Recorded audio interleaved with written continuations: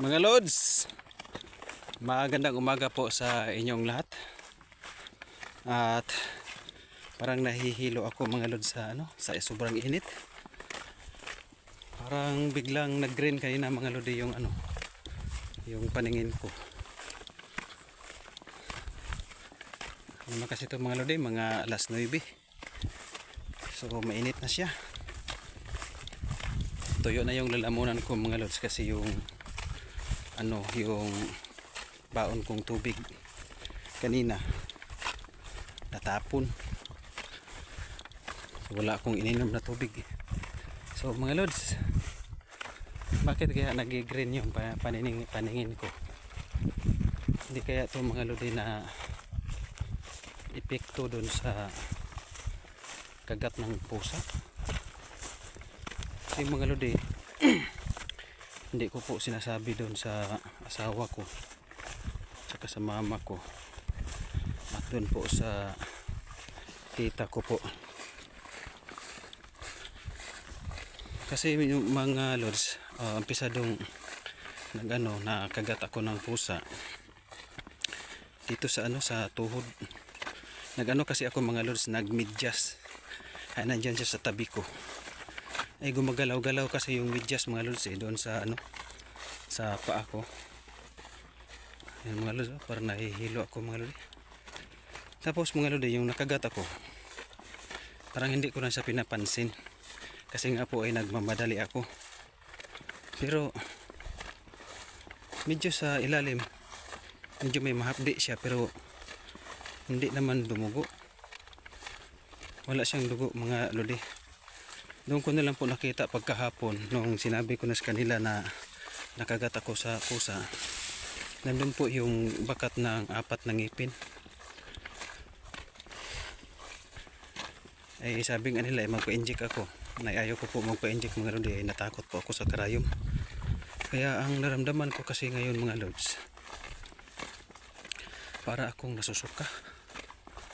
Para akong nasusuka mga Lods.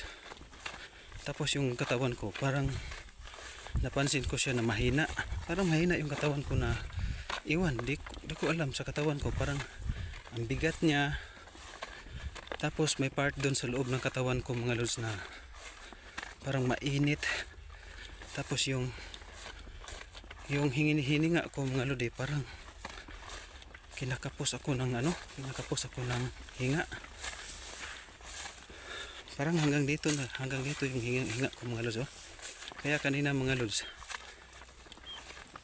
biglang nag-green yung paningin ko. Di kaya sa sobrang init o sa kagat ng pusa.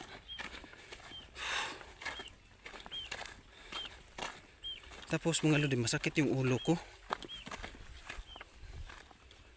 dito. Tapos yung parang sa bato ko masakit. Tapos pagdating sa gabi mga Lodi, hindi naman ako naninilagnat pero bakit parang nanginginig yung laman ko. Tama naman ako sa kain, sa inom ng tubig. Nanginginig yung katawan ko.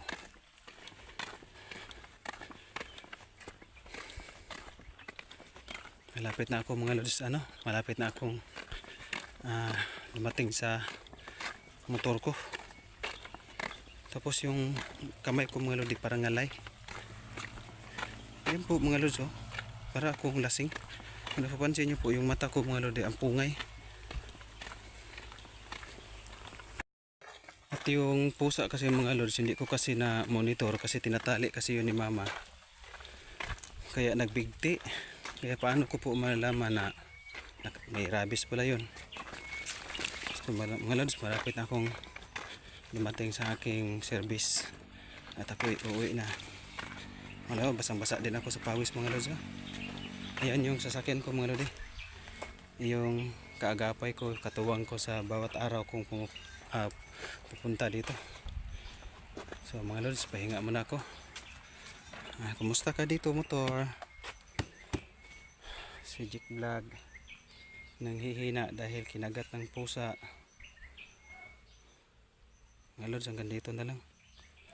Sana'y malampasan ko ito. Bye bye mga Lodi, bye bye.